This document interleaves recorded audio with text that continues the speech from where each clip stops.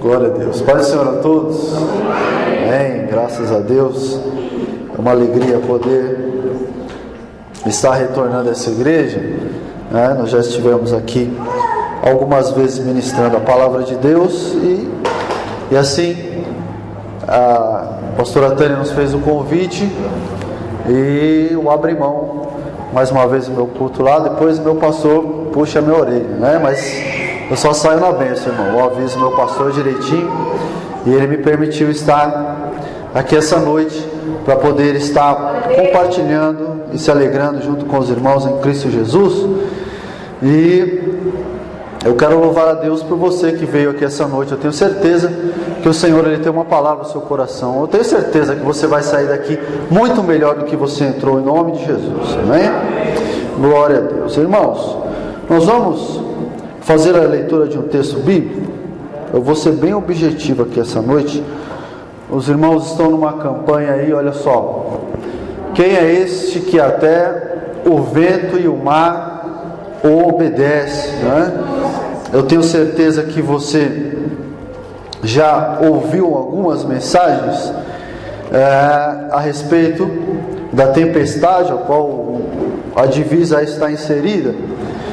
Mas eu não vou pregar sobre a tempestade hoje, e eu quero pregar algo que Deus colocou no meu coração, que está no Evangelho de Mateus, no seu capítulo de número 16.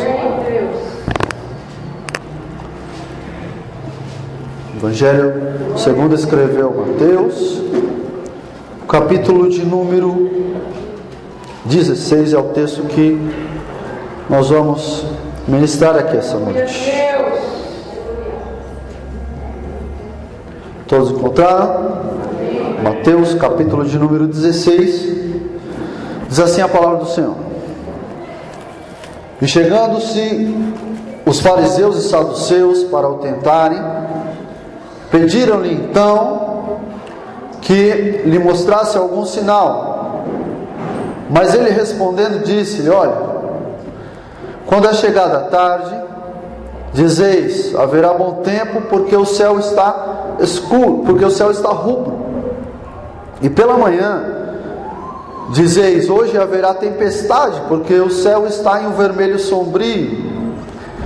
Hipócritas, sabeis diferenciar a face do céu, e não conheceis os sinais dos tempos. Uma geração má e adúltera me pede um sinal, e nenhum sinal lhe será dado, senão o sinal do profeta Jonas. E deixando-os, então retirou-se. Passando, porém, os seus discípulos para outra margem, tinham esquecido de fornecer-se pão.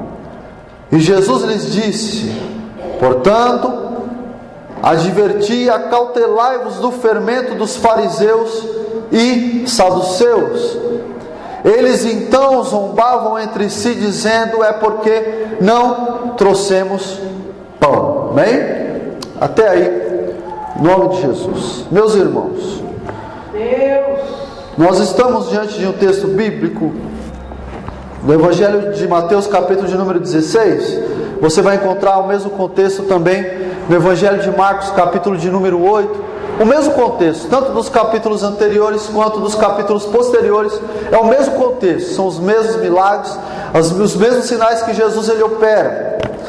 Mas, lendo o Evangelho de Mateus, capítulo de número 16, o Senhor, ele falava algo ao meu coração, já que ele é um pouco mais detalhista no Evangelho de Mateus, capítulo de número 16, e é algo que eu quero ministrar ao seu coração aqui essa noite. Entenda uma coisa, Jesus ele operou inúmeros sinais para aqueles que andavam próximo a ele, seus discípulos mais próximos, aqueles que depois seriam escolhidos seus futuros apóstolos, e para uma grande multidão que sempre seguia por onde quer que Jesus passasse. O fato é que os sinais que Jesus realizava, os milagres, as manifestações, as curas, as libertações, tudo aquilo que Jesus fazia, não era algo aleatório, não era algo que pudesse ser desprezado nas suas minúcias, nos seus detalhes. Aliás, por que não dizer que Deus, Ele é um Deus detalhista em todas as coisas? Deus, Ele não deixa nada passar desapercebido. Deus, Ele é um Deus detalhista. Por exemplo, Deus, quando Ele começa a instituir as leis para o povo, no que diz respeito àquilo que ia reger o povo, conforme a obediência, segundo os mandamentos do Senhor, Deus, Ele se preocupou com tudo. Deus se preocupou com o tabernáculo, Deus se preocupou com os utensílios do tabernáculo, Deus se preocupava em todos os detalhes, o que ia ser de ouro, o que ia ser de prata, o que iria ser de bronze, o que ia ser de madeira preciosa. Quando Deus, por exemplo, vai pedir a Moisés que se levantasse homem para confeccionar a arca da aliança, Deus, Ele não escolhe um homem qualquer. Ele dá uma diretriz a Moisés dizendo: olha, escolha um homem habilidoso, que seja artífice, que seja trabalhador no ouro, na prata, que seja habilidoso para cuidar com os utensílios da casa do Senhor. Então Moisés logo depressa faz o censo entre o povo, escolhe um homem chamado Bezalael, grande e habilidoso em construção, artífice de madeira, e Deus, Ele dá as diretrizes para a construção da arca, dizendo: olha, a arca será de madeira de acácia, com ouro por dentro, ouro por fora, os querubins irão por cima, cobrindo, por fora irão anéis, aonde se passarão os varões para poder se carregar a arca, aonde o povo peregrinar, a minha presença estará lá. Deus era um Deus detalhista. Deus nunca perde nenhum detalhe. Deus, Ele não perde nenhum detalhe da construção daquilo que Ele está fazendo. Por mais que a gente não tenha o costume de prestar atenção nos detalhes, Deus não passa nada desapercebido diante dos seus olhos. Deus se preocupa com tudo. Deus se preocupa com as minúcias, com os pequenos detalhes. E é interessante porque o contexto do capítulo de número 16 do Evangelho de Mateus, Jesus, Ele vai se indignar com os seus discípulos, porque eles não tinham a mesma percepção dos detalhes, dos milagres que Jesus realizava. Todas as vezes que Jesus realizava um milagre, não era só o momento da manifestação, o momento do poder manifesto, que Jesus queria despertar nos seus discípulos a fé que precisava ser despertada. Não. Jesus esperava que aqueles que andavam próximos dele tivessem a percepção de tudo aquilo que Jesus fazia. Em cada palavra, em cada gesto, em cada passo que Jesus dava, havia um significado, havia algo a ser notado, havia algo a ser percebido. E Jesus, Ele queria demonstrar isso para os seus discípulos. E quando você lê o capítulo de número 16, você vai ver Jesus, Ele ficando furioso com os seus discípulos. Jesus também era detalhista. Jesus também prestava atenção no sentimento das pessoas. Ora, Jesus tinha realizado alguns sinais. Jesus, Ele fez uma primeira multiplicação de pães. Depois Jesus faz a segunda multiplicação de pães. E os fariseus e saduceus, que também iam e acompanhavam a multidão que seguia Jesus, eles aparecem do nada para Jesus, dizendo: olha, Senhor, nos dá um sinal aí do céu, faça um sinal para que possamos ver um sinal de Deus em nossas vidas. Irmão, entenda uma coisa aqui essa noite: há pessoas que têm dificuldade para enxergar os sinais de Deus. Você quer uma verdade? A gente só consegue enxergar o sinal de Deus, só consegue enxergar a presença de Deus quando um milagre acontece em nossa vida, quando aquilo que você muito espera acontece de uma forma gloriosa. A gente só acredita que Deus fala quando Deus levanta um profeta e ele marcha até a sua direção, põe a mão em você, e aí você chora, derrama suas lágrimas, porque acredita que é Deus falando na sua vida. E a gente se esquece de se ater aos detalhes. Diga para a pessoa que está ao seu lado: se preocupe também com os detalhes. Diga para ela assim: se preocupe também com os detalhes. Você já viu aquelas pessoas que elas assistem um filme e não tem pressa de saber logo como é que é o final? Não se preocupa em saber a história, em saber o enredo. é igual quem faz uma viagem, né? Faz uma viagem, ela quer saber logo do destino final. Ela não viu a paisagem, não viu a estrada, não viu se o tempo estava bom. Ela quer saber do destino final. Ela quer saber do que vai acontecer no final. E Jesus, ele sempre se mostrou detalhista nas suas percepções. Os fariseus aparecem diante do mestre e dizem: olha, Senhor, nos faça um sinal.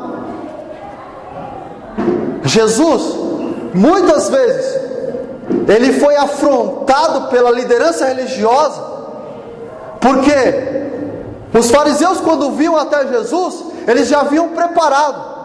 Eles maquinavam entre si, dizendo: olha, vamos preparar alguma pergunta, vai pegar, hoje a gente pega Jesus no contrapé, hoje a gente faz Jesus passar por um constrangimento.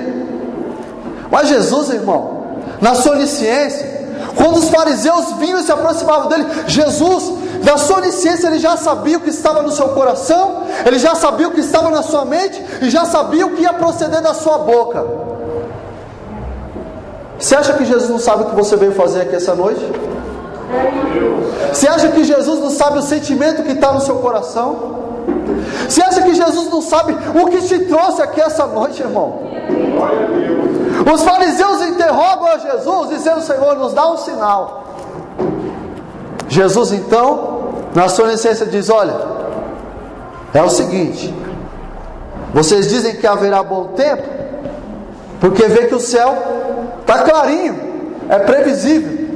Vocês dizem que vai haver tempestade, porque o céu está escuro, também é previsível. Vocês só reconhecem o que é previsível, o que está diante dos seus olhos. E eu não vou fazer sinal para cumprir capricho de ninguém, irmão. Entenda uma coisa: Jesus, ele nunca realizou milagres para cumprir capricho de ninguém. Jesus não faz sinal porque a gente determina: hoje é hoje que vai acontecer. Não, eu sirvo a Deus, Deus tem que fazer, porque eu sou fiel, sou dizimista, vou para a igreja todo dia. Com Jesus não funciona desse jeito. É assim mesmo, Deus. Jesus se levanta e diz: eu não vou fazer sinal para vocês nenhum. Olha aí, E Jesus, já furioso, ele vai para o barco e encontra os seus discípulos se questionando. O Evangelho de Marcos vai dizer que eles estavam no barco e não haviam levado pão. Porém, o Evangelho de Mateus, Jesus, ele já vem furioso de ter falado com os fariseus e com os saduceus. E aí ele chega até os seus discípulos, aqueles que eram mais próximos, aqueles que andavam com ele.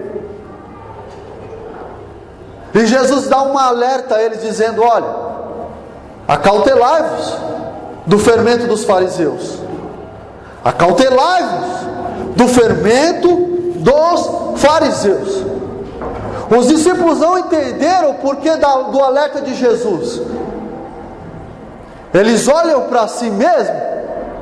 O Evangelho de Mateus vai dizer que eles não levaram pão, mas havia apenas um pão. O Evangelho de Marcos não dá esse relato, mas o Evangelho de Mateus vai dizer que havia um pão, havia um pedaço de pão. Provavelmente o pão que sobrou da segunda multiplicação dos pães. Talvez você esteja se perguntando: pastor, onde é que você quer chegar com essa mensagem? Já vou chegar, irmão, no ponto espiritual dela aqui essa noite. Havia sobrado um pão. Jesus dá um alerta dizendo: olha, acautelai-vos, guardai-vos do fermento dos fariseus. Os discípulos não entendem e começam a rir entre si, dizer: mas Jesus, é só um pedaço de pão. Jesus não deve estar ciente do que está falando. Quem é que vai querer pôr fermento em um pequeno pedaço de pão? Quem é que vai querer pôr fermento em um pedaço de pão pequeno? Irmão, os discípulos zombaram entre si, dizendo: olha, Jesus deve estar falando isso porque é só um pequeno pedaço de pão. Jesus, naquele momento, ele fica furioso com os seus discípulos. Ele fica furioso, embravecido, porque diante dos olhos dos seus discípulos, Jesus já havia realizado muitos milagres e muitos sinais. Jesus fez a primeira multiplicação quando ele estava em situação de aperto. Jesus fez a segunda multiplicação quando eles estavam também em situação de aperto. E Jesus, na verdade, ele era cercado por muitas pessoas, por uma multidão de pessoas, por aqueles que iam até ele para comer, por aqueles que iam para a proximidade dele somente para alcançar milagre, por aqueles que iam somente para ver se Jesus operava milagre mesmo, por aqueles que iam para próximo de Jesus somente para trazer notícias para a liderança religiosa, já que os fariseus também iam ver os sinais de Jesus. Deus Santo. E Jesus encontra agora a incredulidade no meio dos seus discípulos. Uns queriam vê-lo, outros queriam somente se alimentar, outros queriam cura, outros queriam libertação, alguns queriam informação. Olha só, o tema da campanha que é esse, que até o vento e o mar obedecem. O nome de Jesus sempre causou muita incógnita no coração dos fariseus e religiosos. Deus. Quem é Jesus de Nazaré? E aí, Deus? Uns diziam que ele era profeta, que ele era Elias. Santo. Uns diziam que ele era somente um fanfarrão que ficava tentando fazer uma revolução dentro do povo que já tinha a sua religião estabelecida pela lei de Deus. Alguns iam porque sabiam que onde Jesus estava acontecendo milagre. Eles sabiam que se Jesus estava presente, alguma cura ia sobrar para alguém, um pedaço de pão ia sobrar. Muitas pessoas vinham até o mestre, e muitas pessoas iam para a presença de Jesus e saíam da mesma maneira que entravam. Olha aí, Deus. Muitas pessoas iam para a presença de Jesus e saíam da mesma maneira que chegavam.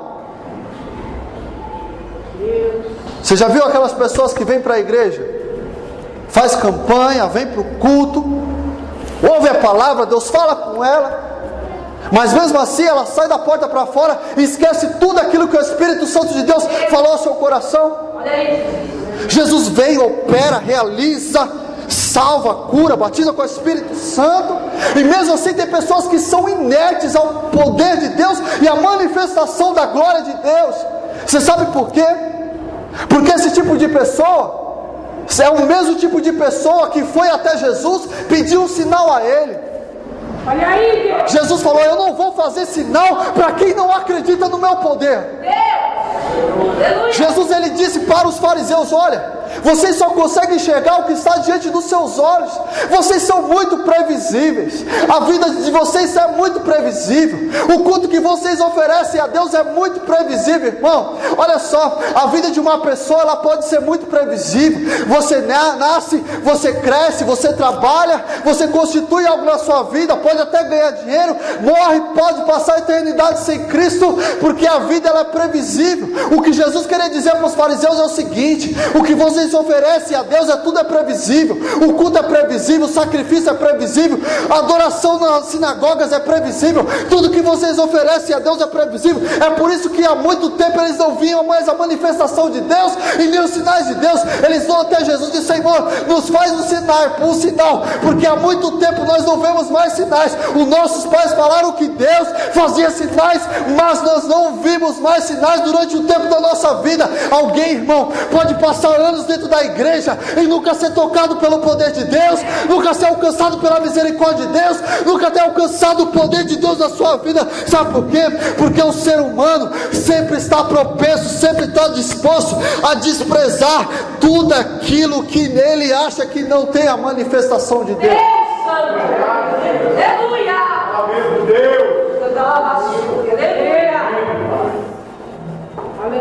As pessoas são previsíveis. A gente vem para cá oferecer a Deus um culto previsível. Eu vou para a igreja hoje. Como é que você vem para a igreja? Sem propósito, cansado, sem orar, sem saber o que veio pedir para Deus. Vem para cá e diz: eu não sei como é que vai ser o culto hoje. A pastora Tânia vai cantar, daqui a pouco o pai da pastora vai cantar também, e olhe lá se alguém tiver uma oportunidade. Depois nós vamos louvar a Deus, e depois alguém vai pregar a palavra. Irmão, você prevê tudo que vai acontecer no culto. Sabe que esse tipo de culto que nós oferecemos a Deus é um culto de fariseu, irmão, um culto de religioso. A gente vem para cá imaginando. Você sabe, irmão, que a pessoa vem para a igreja, passa o tempo todo se preocupando com a hora de ir embora, com a hora que vai acabar o culto, se a mensagem vai ser boa. Eu só vou hoje porque o pregador fulano de tal vai estar lá, ou a fulana de tal que vai cantar. imaginar, irmão, que culto previsível que nós oferecemos a Deus. Mas essa noite eu quero dizer para você que veio para cá e está disposto a oferecer a Deus uma adoração sincera, se prepare, porque Jesus já está disposto a operar um milagre na sua vida. Se você acredita assim, joga a mão pro alto, adora o nome do seu Deus aqui essa noite.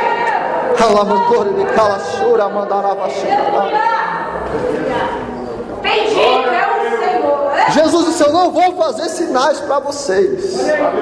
Vocês são pessoas previsíveis. Vocês vivem tentando prever tudo o que vai acontecer.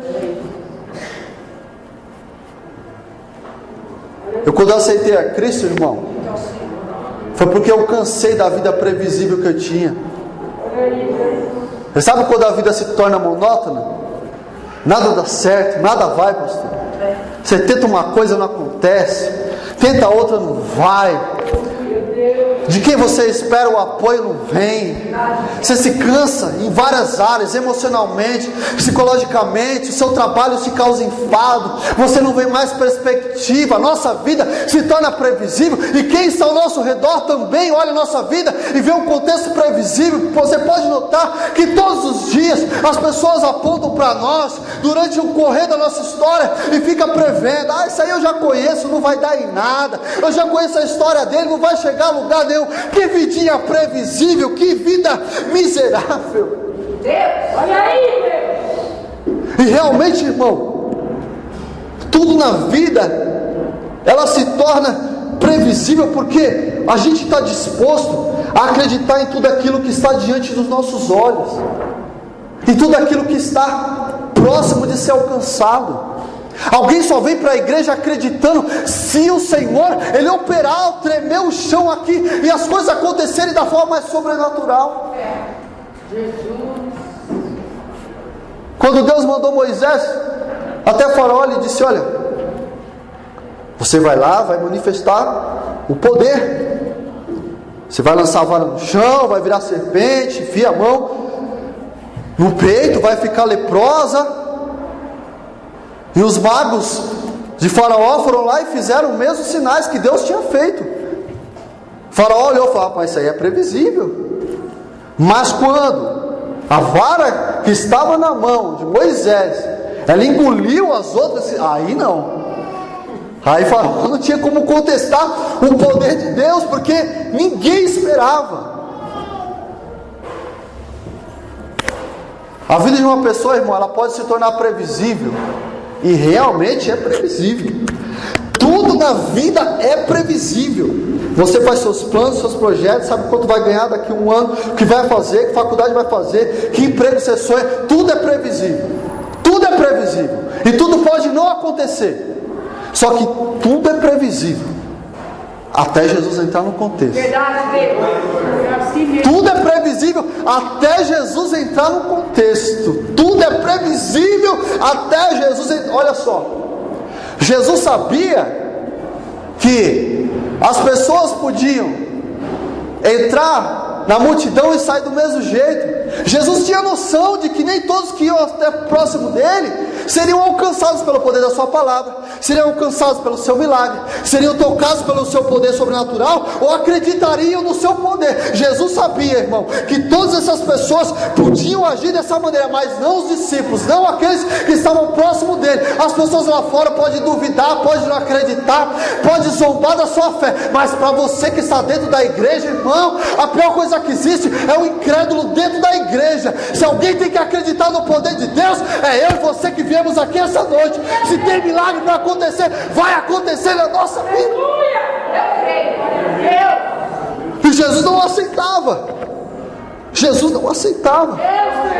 Jesus não aceitava que os seus discípulos, que viveram tantos milagres, tantos sinais, podiam estar apresentando o sentimento que ele encontra no Evangelho de Mateus, no capítulo de número 16. Jesus dá um sinal para os seus discípulos, dizendo: olha, guardai-vos, acautelai-vos do fermento dos fariseus. Os discípulos viveram tantos milagres com o mestre que não entenderam o alerta de Cristo, porque eles também começaram a levar uma vida previsível. Jesus diz: guardai-vos, acautelai-vos. Os discípulos tentam entender o que Jesus estava dizendo. É claro que Jesus estava dizendo do conceito teológico que os fariseus tinham a respeito deles. Mas o interessante é que, mesmo quando eles zombam entre si, olhando para um pedaço de pão, dizendo: Jesus, você acha que alguém vai querer pôr fermento nesse pequeno pedaço de pão?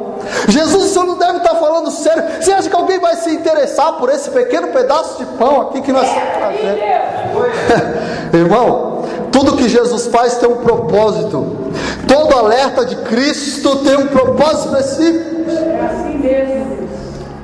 Jesus, você acha que alguém vai se preocupar com esse pequeno pedaço de pão que nós trouxemos? Você acha que o fariseu vai se interessar em pôr fermento? Jesus, ele fica irado. Jesus, ele disse: olha, eu até entendo que as pessoas vêm até a mim para comer pão, para ver o que eu vou fazer. Eu até entendo que as pessoas lá fora não entendem a minha manifestação, mas para vocês que estão aqui dentro, não é permissível. Eu não admito. Olha só, Jesus, ele vai lembrar os seus discípulos. Vamos recordar agora, porque é o seguinte: as pessoas ficam pedindo um milagre para Deus a todo tempo e se esquecem do que Deus já fez, se esquecem de quanto Deus já te sustentou até agora. Sabe por quê? A gente começa a se acostumar a pedir para Deus, e Jesus, ele para um pouco e diz para os discípulos: é o seguinte, eu não ia fazer não, mas eu vou trazer à memória de vocês o que foi que aconteceu. Olha só, eu fiz diante dos seus olhos, quando eu estava lá na primeira vez, o que foi que aconteceu? Quantas pessoas tinham? Tinha 5 pães, Senhor. E quantas pessoas tinham? 5.000. E quantos cestos sobraram? Sobraram 12 cestos cheios. E na segunda tinha quanto? Na segunda tinha 7 pães. Ah, Senhor, e quantas pessoas tinham? 4.000. Quantos cestos sobraram? Sobraram 7 cestos cheios. Então é o seguinte: vocês viram isso diante dos seus olhos e ainda não acredita naquilo que eu posso fazer com recurso limitado, não acredita ainda no que eu posso fazer com as coisas pequenas. A gente, irmão, tem o mau hábito de desprezar tudo que é pequeno, tem o mau hábito de desprezar os pequenos detalhes. A gente despreza tudo aquilo que não tem expressão diante dos nossos olhos, tudo aquilo que é inferior. Sabe por quê? Nós fazemos isso justamente com aquilo que Deus, ele está começando a fazer em nossas vidas. Irmão, você está esperando grandes coisas de Deus? Deus, ele pode fazer, mas você está deixando de perceber quais são as pequenas coisas que Jesus já está fazendo na sua vida. Se você está esperando uma grande porta, um grande milagre, mas está se esquecendo que Jesus já te salvou, Jesus já te remiu, Jesus já te lavou, Jesus está trabalhando no seu coração, está te limpando, está te purificando, vai te fazer um vaso de honra, para que o nome dele seja glorificado.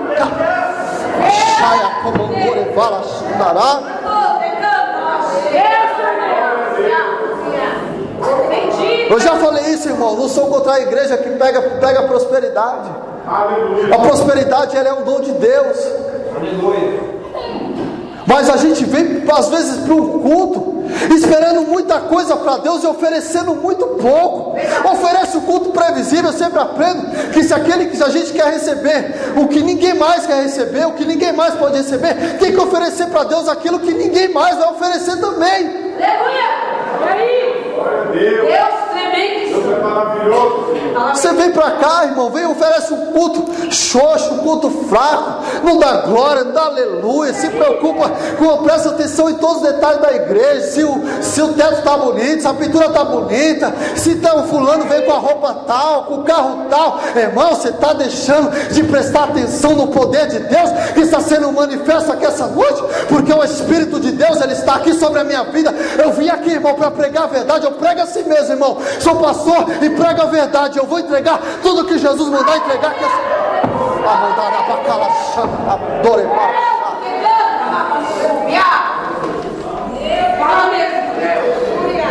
Jesus